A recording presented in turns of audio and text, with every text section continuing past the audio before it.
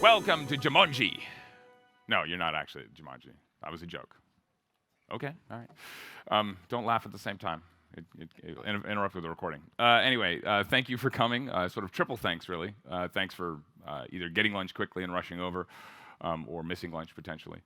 Thanks again for, there's a keynote, it seems, competing with us too, so I appreciate you guys coming here. And then, of course, you guys get to hang out in a movie theater and super comfy seats, super quiet environment. So hopefully we can get through slide 6 or 7 before anyone takes a nap. Right? There's no popcorn today, unfortunately, and the slides are not in IMAX. I tried, but not an option. Anyway, let's get jumping right in. So my name is Matt Tavis. I'm a solutions architect.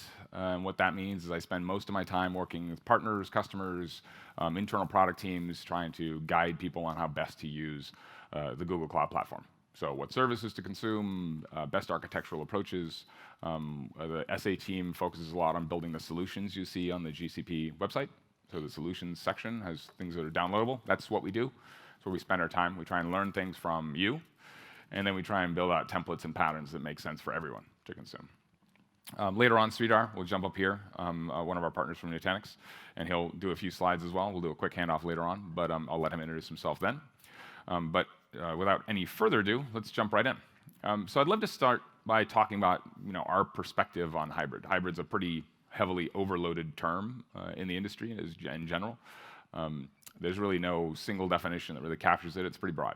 I mean, you look at the dictionary, it's really the two distinct things that are blended together in some odd way. That's hybrid, right? So almost anything could qualify as hybrid. I'll talk about how we feel about it and how we see Google Platform contributing to its further development. But first, it's important to realize that hybrid is a reality. It's not, I've ran into customers in the industry. I've been working in the cloud for actually over 10 years, so not always with Google, with others as well. It is an industry term that gets used a lot, and often it's, hybrid is not necessarily clean, it's not necessarily pure, but it's actually a reality that most people are dealing with. This survey you see here, 87% of enterprises are looking at a hybrid strategy, have some form of it. 56% are already using multiple types of deployments, multiple clouds. And only 40% are really capturing cloud first as a model. And even the folks that are doing cloud first often have to go through some transition. Hybrid is a transitory phase as well. So you're going to probably run into this unless you've never built any software. Who here has no software to run? Excellent. Okay, good. If you have no software to run, you probably have other talks you want to go to. This is about people that have software, they have to move it. And how do you do that in a way that's efficient and makes sense? So with that, hybrid is persistent and it's pragmatic. One of the ways to look at hybrid, and I like to misuse terms, so I like to tap into other scientific disciplines like thermodynamics, and entropy is a common term around how things, when left alone, eventually devolve into a more chaotic state or maybe more natural chaos. And hybrid really, in many ways, is the expression of that in the IT landscape. As your platform evolves, as you add new services, new capabilities, as you add extensions to your architecture, you oftentimes end up in a blend of technologies, a blend of environments, a blend of services. And so this is something that naturally occurs. But that's not necessarily bad news. Hybrid, in fact, is actually desired for many reasons. So enterprises in general often never single source IT. That's a common knowledge. Don't put all your eggs in one basket. So a hybrid strategy is inherent if you're going to use multiple clouds, multiple environments. The other thing is you get some advantages of extending your environment with the best of breed. So hybrid is an opportunity to say, hey, I've got the best pieces from this platform, and I want to blend them with the best pieces from that platform, and that functionally is hybrid. So there's some benefits to that approach as well. And then fundamentally, embracing hybrid, which I think is what I'm trying to encourage folks to do, influences how you think about IT and how you wield it. So instead of thinking of every transition or every migration as I'm going from A to B and B is my final state, you recognize that hybrid will continue to exist over time. That means you adopt approaches that are not about N+1, but what's beyond that. So if you're going from A to B, what's C look like? What are the tools and techniques I'm going to want to use going forward, even beyond this current transition? How do I think about capturing and choosing tools that are going to benefit me over time and not just for this one period? So thinking about that approach differently changes perhaps how you think about the partners you select, the tools you choose, and the approaches you take. So all in, mass migrations, people talk about them, they're fantastic. It's a great idea. But even with that, over time, the technology landscape will change. You will end up probably in some form of hybrid again later after that mass migration. So thinking about how to tackle that in a efficient, long-term way is definitely beneficial to you and your migrations.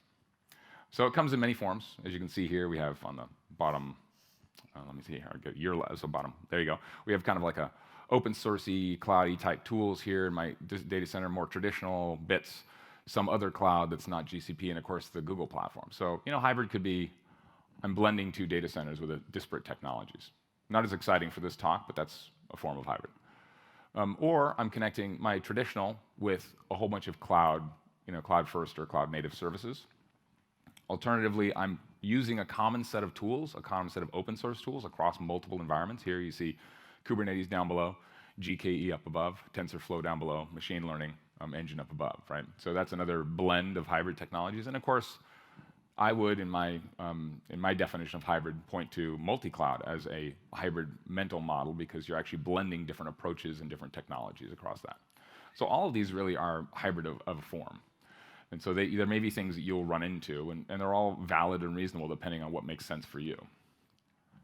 And then I like to highlight that one. And hybrid is of course, at every layer. Thinking about hybrid, it's not a particular architecture inherently. It generally is a blend of things, and so it actually fits, and there's tools that are needed across the board at every layer. Fundamental to the whole thing is obviously networking, right? There's no hybrid architecture that I've ever seen that doesn't have a network in it. So kind of makes sense. So you have to have a series of tools, and you have to have a rich platform and technology that allows you to extend your network as it stands today, integrate other services, and then build a dynamic network on the other end to support your hybrid migration. So, in GCP, we have a variety of different tools, from dedicated and partner interconnect for bridging that gap, as well as obviously VPNs. And then, things like virtual private cloud, load balancing, cloud VPN as ways to build out that network on the cloud. And that maps back to your traditional, routers and switches that you might own today. At the next layer up, you have infrastructure as a service type capabilities. So traditionally over here, you've got your old, your VMs, you've got your persistent disk you might have. This sort of looks like a very traditional legacy virtualized infrastructure in the enterprise. And a series of tools like the transfer appliance or even our Nuvella Strata tools that actually allow you to migrate VMs in minutes. So that's how you get those existing kind of lift and shift models to move those components over. And on the GCP side, you've got compute engine, cloud storage, even cloud spanner to replace maybe some traditional database technologies. Up top, the next layer of hybrid is thinking about an application approach. So in the infrastructure layer, you're maybe blending, some different types of services or components. At the application layer, you're saying, look, I'm going to pick a common tool chain, a common set of services like Kubernetes across the board, Istio across the board. And I'm going to run that in both environments, so I can actually have a single software development stack everywhere.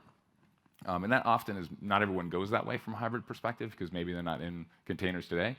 But this is a fundamental model that you see with our cloud service platform announcement. We're espousing this idea of a common tool chain everywhere, but it does require possibly some rewrite.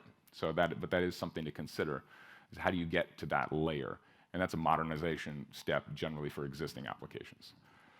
And then fundamentally on top, what I think a lot of folks forget about in the hybrid model is this idea of a common set of services, API management, visibility in terms of monitoring across the board. As you add services and capabilities in multiple environments, the management infrastructure gets even more complicated. So thinking about a way to pick tools and technologies that give you visibility across the board, like, for example, Stackdriver, which can work across multiple clouds, as well as even your own platform, or Apogee, which can work across multiple environments as well.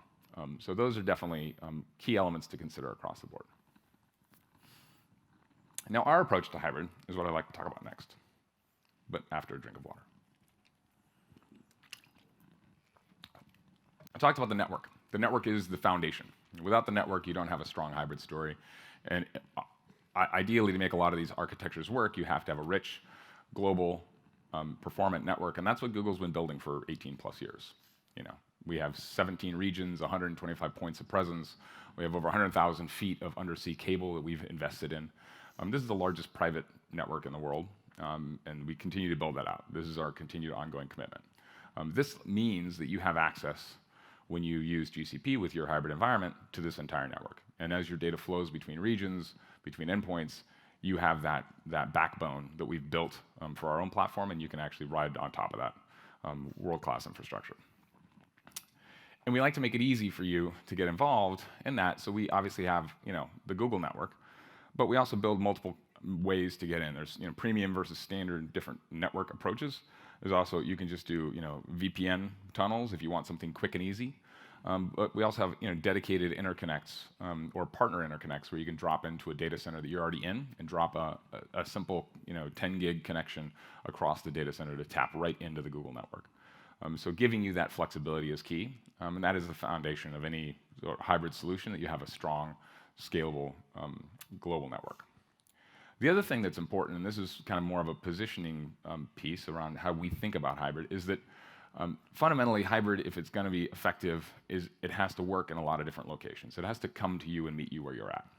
So our principle here, and you saw this in the cloud services platform, is that we want to make it better with open innovation. So we're going to innovate with the fastest out there. We're going to build the latest technologies. We're going to give you those latest tools on the cloud, but we're also contributing those back into the open source community. So you can use that, the latest TensorFlow, APIs and capabilities on the machine learning engine, on Google Cloud, but also you can use it in-house as well. So that's a fundamental focus that we take, and why we think hybrid with Google makes so much sense is because we're going to give you a common set of tools and technologies. You don't have to have developers that understand the Google service that then have to learn another service for your in-house platform. So you can actually standardize across the board. And this makes it portable, it makes it extensible, it makes it available everywhere where you need to run. And then, of course, this innovation that we continue to contribute is about not just delivering value today, but also going forward. So as we continue to evolve Kubernetes, we will do that in GKE, but we'll also do that in the Kubernetes open source projects as well. So you're getting those innovations across the board. These are some of the key things in the last, say, 6+ months we've done kind of in the hybrid space. I'm not going to read all of them. This is being recorded, and I'm seeing photos being snapped, so that's awesome. A lot of things we're doing around the infrastructure layer, or this transfer appliance, Velastrata, things like that. Cloud file store just came out. Partner interconnects for tight integration with your data center to give you high throughput, highly scalable network. And then, of course, 5 regions we've added onto the platform in the last 6 or 7 months, right? On the application layer, support for things like shared VPC, a memory store service for caching in the platform, pub/sub emulators for various tools that are common like Kafka, private clusters to support your architecture the way it fits from a application perspective. And then in the management space, I think you saw a lot in the cloud services platform, but even before that, we've already been working strongly on integrating Istio with Apigee, having Apigee expand to multiple regions, so you have a way to expose that API layer over your applications around the globe. And then all the work in IAM in terms of conditions, resource management, so you can not only deploy your infrastructure where you need it, but also manage it in alignment with your own security practices and principles that you have inside your enterprise today. And of course, the cloud services platform, which you've seen. Who's seen that in the keynote? All right, you're obviously all asleep because I saw no hands.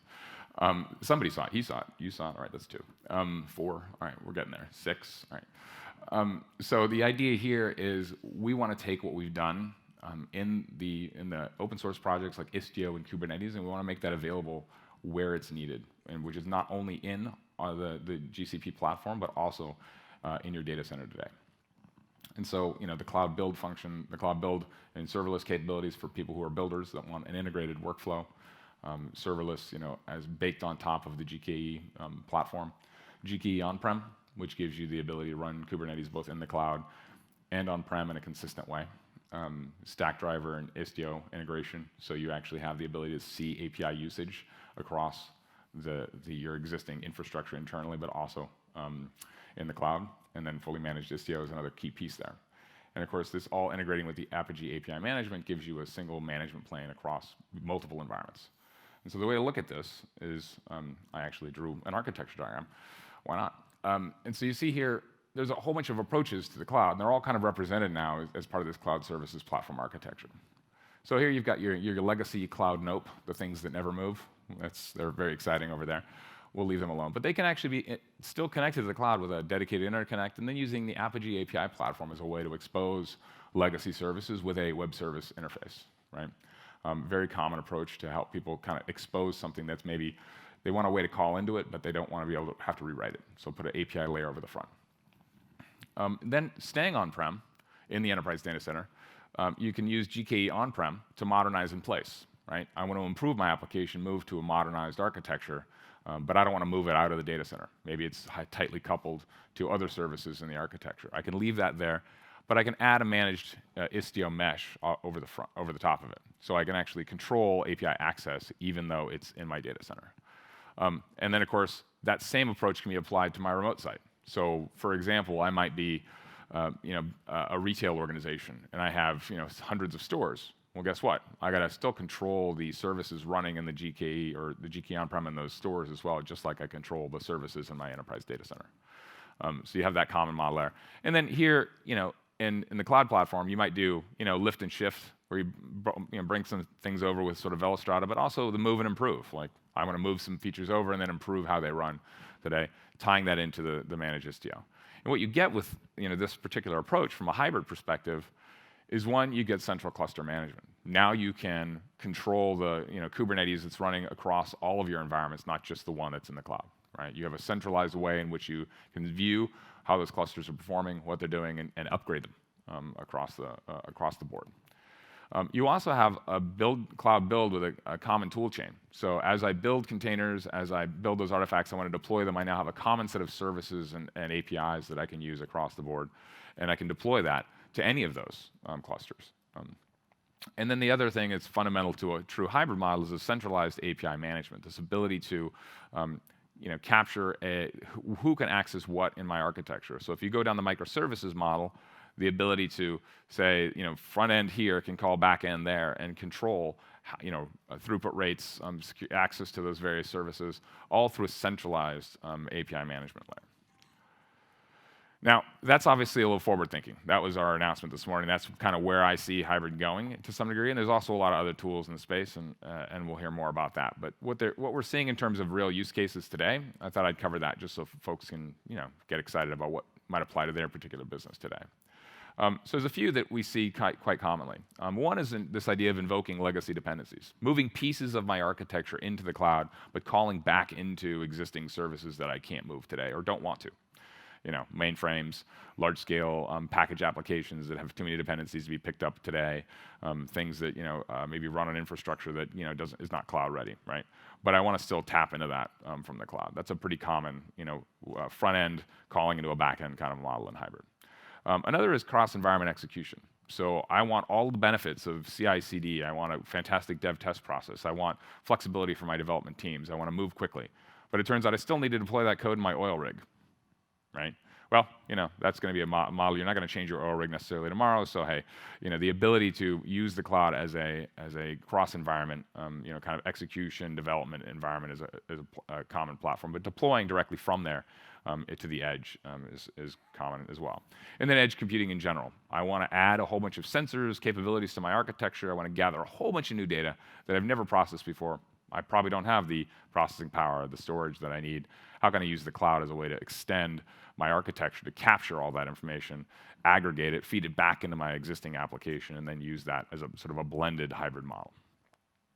So some examples of that, you see the GCP front end, right? I got my back-end services, my existing stuff. I then have all my client traffic coming in through global load balancers. I can hit whatever region is closest to my customers. I can capture all the front-end work that I need to do on that. And then when I need to, I can use interconnect back or a VPN back into my existing architecture to tap into other systems like, say, ERP or back-end inventory management, things like that. That's a pretty common scenario we see quite a bit. Might apply to what you're doing today.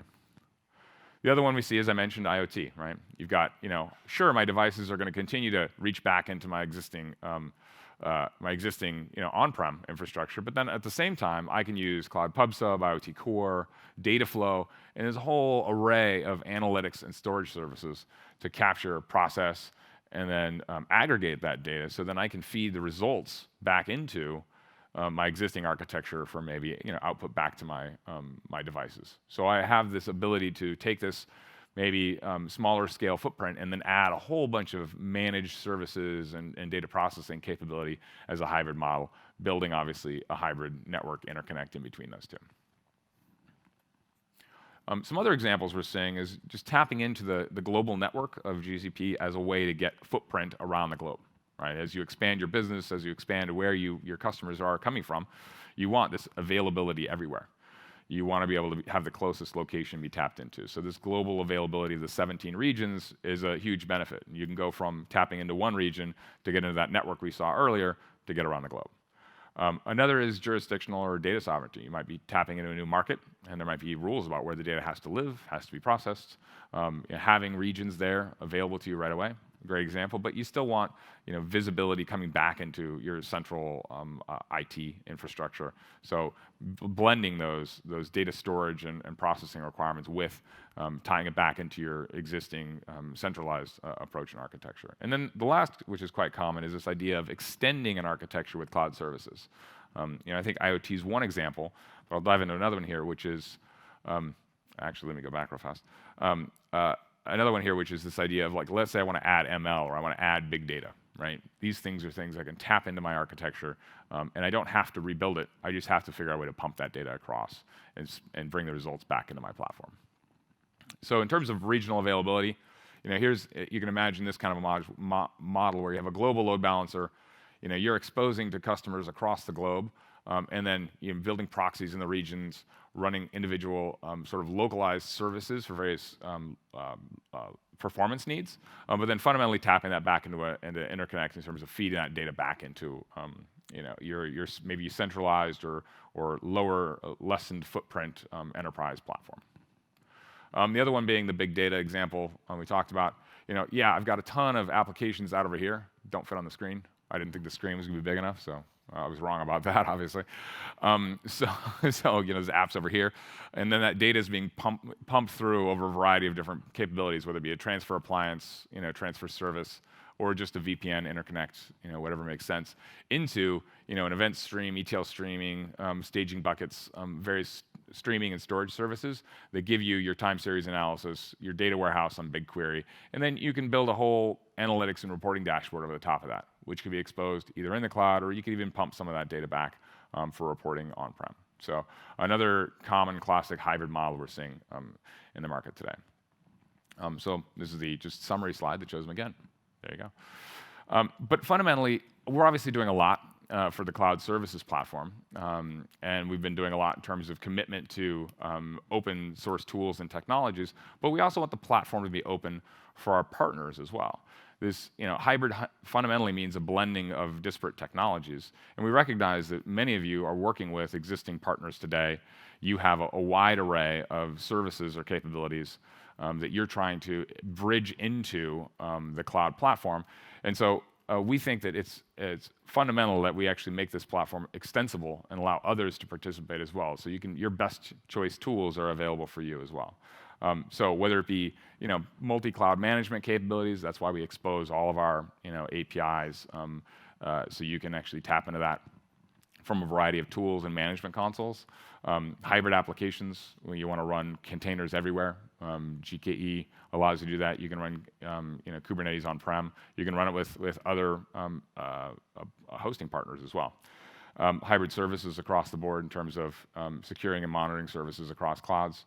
And then, hybrid infrastructure, so that commitment to the VMs that can move around, V2V, V2C, the cloud interconnect and data migration are fundamentals.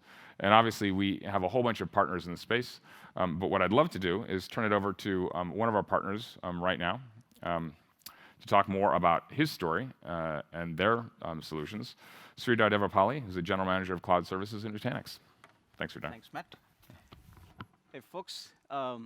My name is Sridhar Devapalli, and that's to you.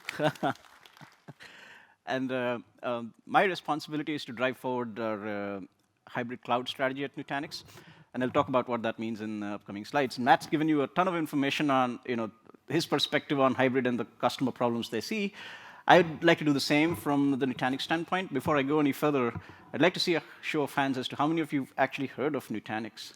Can I see? OK, that's quite a few. That's quite a few. So let's start there, just to recap what Nutanix does as a company and what's our mission statement, right? We deliver infrastructure, data center infrastructure for customers' on-premises environment. And our mission is really to bring cloud-like simplicity and agility and cost economics to on-premises data center environments. And we build a turnkey infrastructure stack that allows customers to focus on their applications instead of low-level infrastructure constructs. We're about 9 years old, and we've got 10,000 customers so far. And it's a fast-growing company. So how do we accomplish our mission? What do we do to realize our goals? Well, to begin with, we took a deep look at data center technology choices, built and delivered piecemeal to customers and the operational silos that they create. Traditional architectures require to plan and procure compute, storage, networking, virtualization, all of these independently, and manage the life cycle of each of these components independently. That results in long lead times, dedicated teams, specialized skills, and in general, a pretty big operational hazard, right? So what have we done? We went ahead and designed a new system that coalesced all those technologies that you see on the left, compute, storage, networking, virtualization, management, automation, orchestration, and built a integrated single turnkey appliance form factor. And the result of that is its unparalleled simplicity as far as operations, data center operations is concerned, and planning is concerned. And the value for customers is evident from the rate at which that the company's been growing with time, right? Having said that, now what are we doing with Google and GCP? What's our joint vision? I can get to that as, yeah, there you go. Our goal is to deliver a seamless one-click hybrid cloud experience and platform for customers to right-size their applications and workloads between private and public clouds. What exactly do we mean by that? Essentially, as you start from your on-premises data center environments and you try to figure out an access path to the public cloud to realize very specific hybrid use cases, and we'll talk more about what those use cases are, we want to give you the best seamless experience possible without having to go through the complexities in transformations, in redesigning, in refactoring applications. So that's the access path that we've conceived, and we'll talk more about how exactly are we going about realizing this vision. There are a set of capabilities that we're offering to make this hybrid journey seamless for our customers, and I'll break it down into these three sort of broad areas. One is, you've got to start with transforming your own data center, because that's where most of your applications are running today. And what have you done to sort of bring a degree of simplicity and agility to that environment? And that's where Nutanix, as a company, is bringing value to our customers. We're proven to provide agility and simplicity and transform your existing data center to be more cloud-like. That's been our mission all along and the success path for us anyway.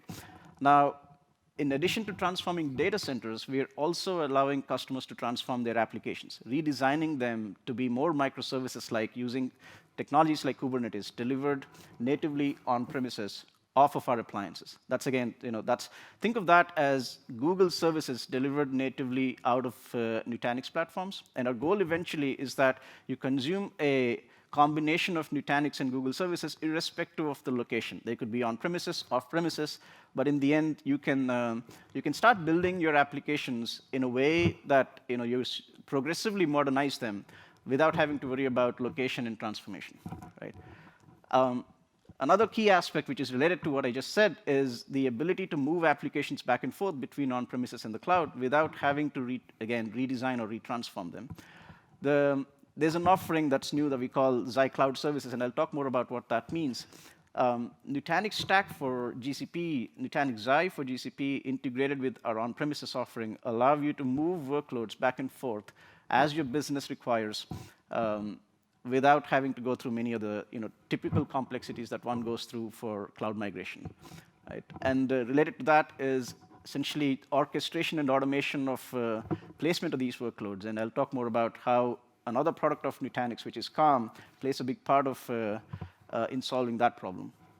And finally, eventually, you want to get to a place where you've refactored application to optimally run in the cloud. Therefore, you're taking advantage of all the native cloud services and not just doing a lift and shift from on-premises to the cloud. And we help you progressively refactor those applications through a series of tightly integrated services between Google and Nutanix. So those are, at a high level, those are the capabilities that we're designing together. Now, what use cases do they enable you to solve? Again, as I said, any use case that starts with your on-premises environment and needs to access the cloud as a seamless extension of your on-premises environment would benefit from these joint offerings.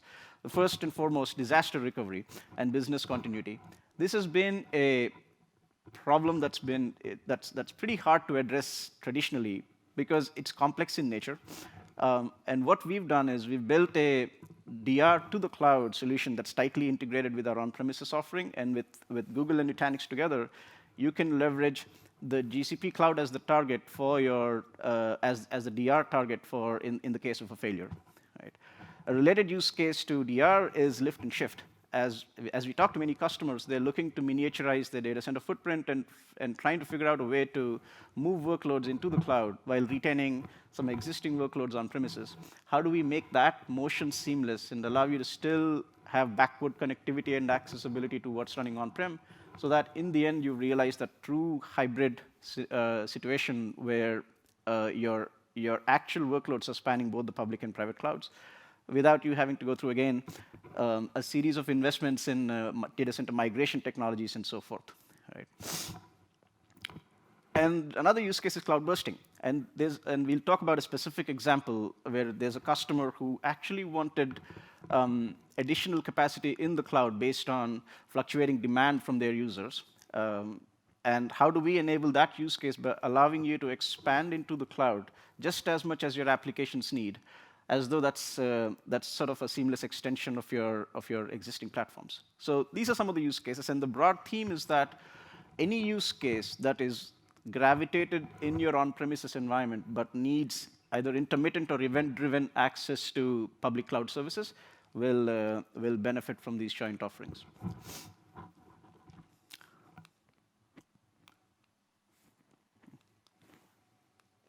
I got stuck a little bit here.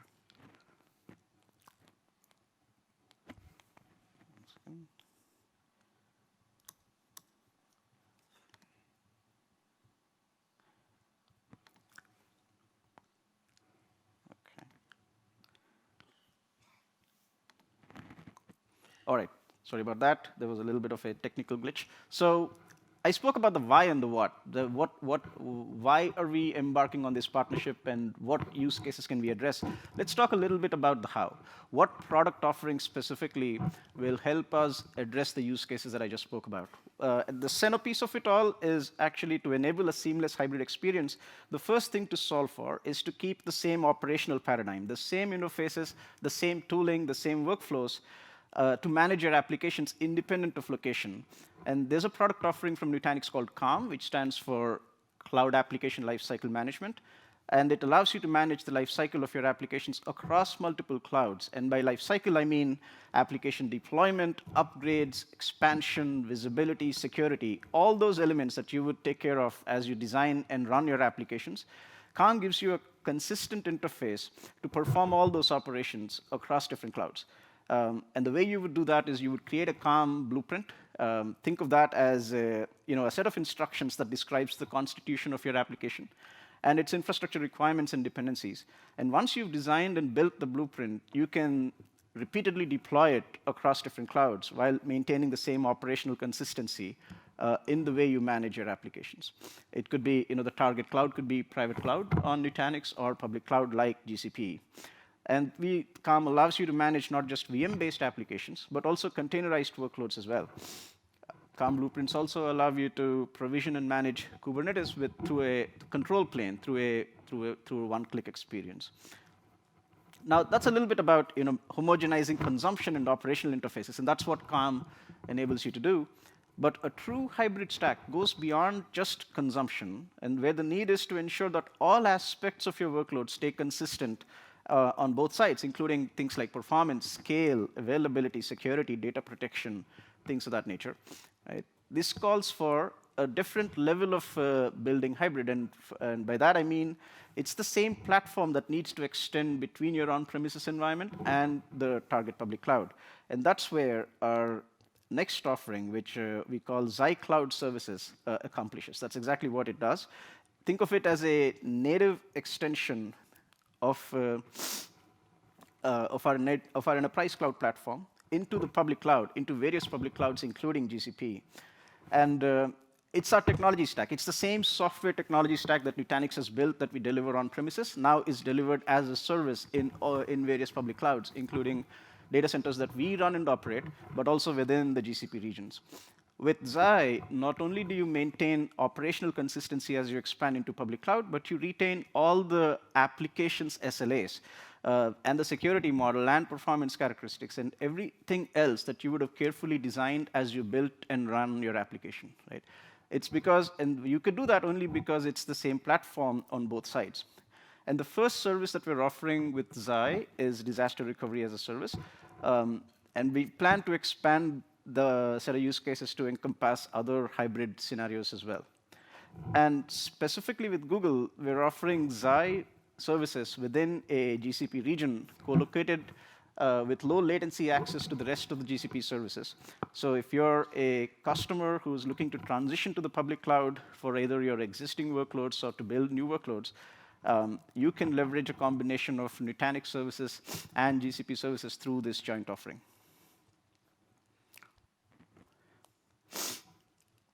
Now, in addition to proximity, there's a few more things we're doing on the interface consumption side to make the whole experience seamless for our joint customers. I'll talk through some of those, as I get the right slide.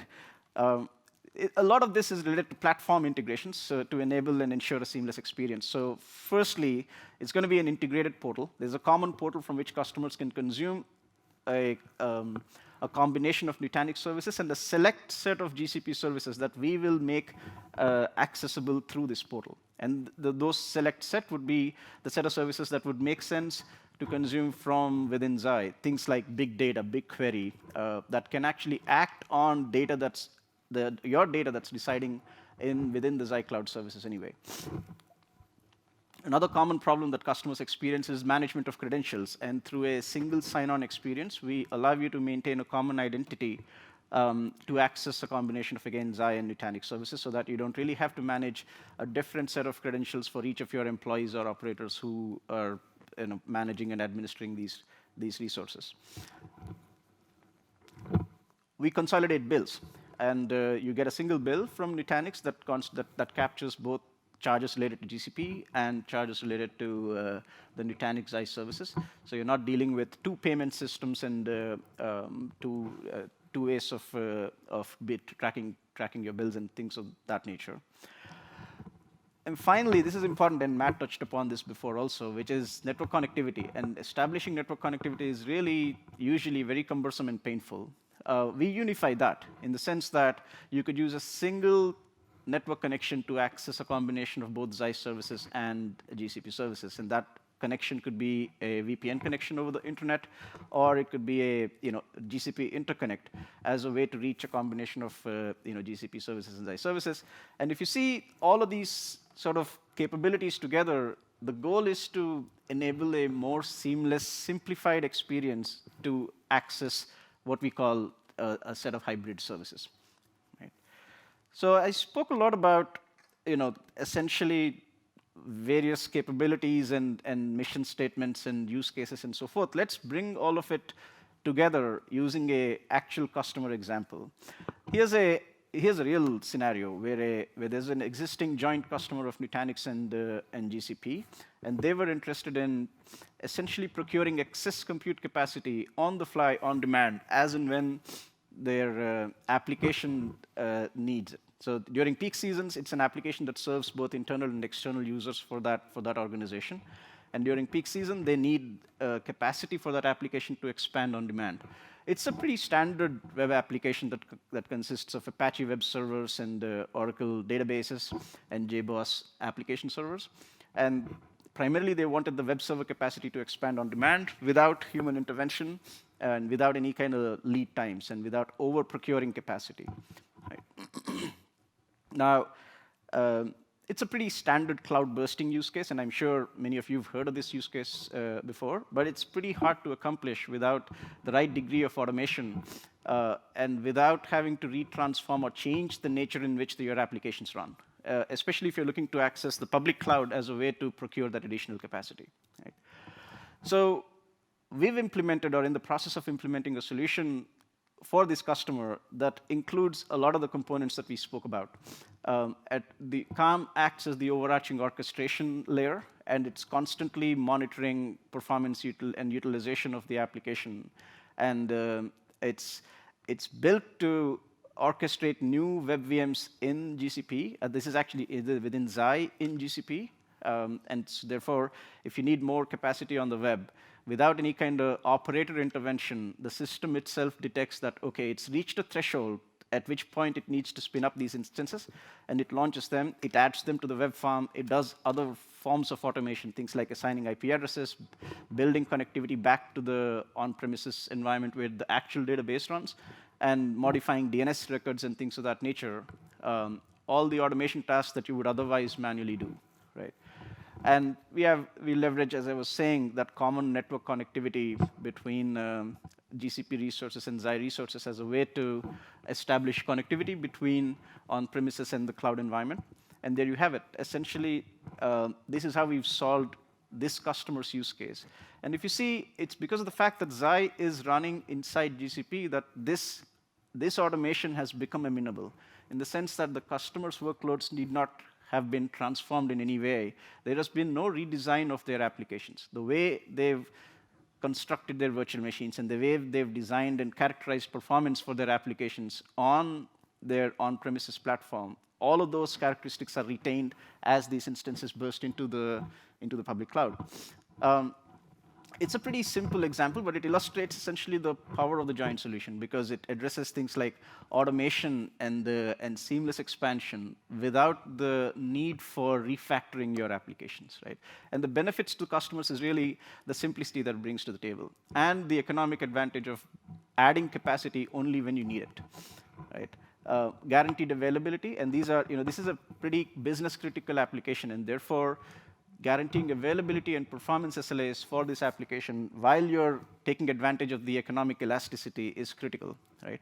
And it also illustrates the way in which workloads can be moved. I showed you a cloud bursting use case. You can clearly see how this can be extended over to a mobility use case, where instead of bursting into the cloud, you could actually move that entire application over into the cloud using exactly the same constructs and the same tools that we built to address this use case.